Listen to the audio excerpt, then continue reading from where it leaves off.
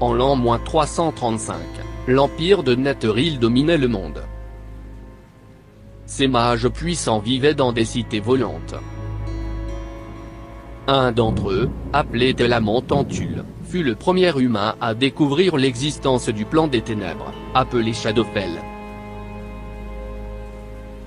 Lorsque les mages néthériens ont poussé leur audace jusqu'à tenter de devenir des dieux, cela a déclenché un cataclysme qui mena à la destruction des cités volantes et la fin de l'empire de Netheril. Une seule cité a survécu, celle de Telamon. Il avait su transporter sa cité dans le plan Shadowfell 3 jours avant le cataclysme.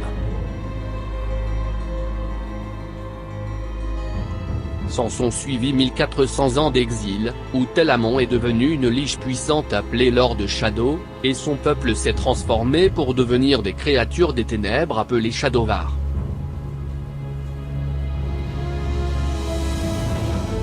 En 1372, Lord Shadow amorça le retour des Shadowvar à Faerûn.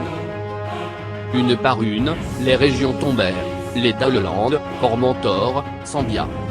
3 groupes furent front commun pour combattre l'invasion. Les Arpères, une organisation semi-secrète, dédiée à la sauvegarde de la bonté, la beauté et la liberté.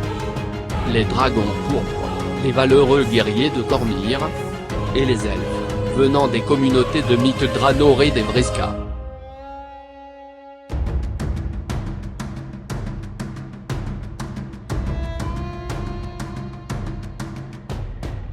Après 100 ans de guerre, le célèbre Harper, Elminster Omar, parvint à tuer Lord Shadow. Ceci déclencha l'écrasement de la cité volante des Shadowvar, directement sur la ville elfique de mythe Draenor. Les 2 cités furent complètement détruites.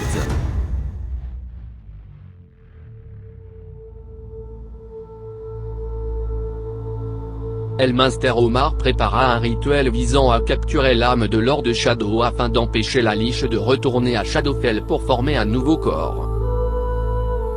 Son âme fut emprisonnée dans un joyau magique qu'Omar fracassa ensuite en 3 segments avec son épée. Chacune des 3 factions, les Arpères, les Elfes, et les Dragons pourpres, partirent avec un morceau de la pierre et promirent de la cacher dans un lieu secret et de la protéger. Aucune d'entre elles ne saisissait, à ce moment, l'ampleur du sacrifice que cela représentait.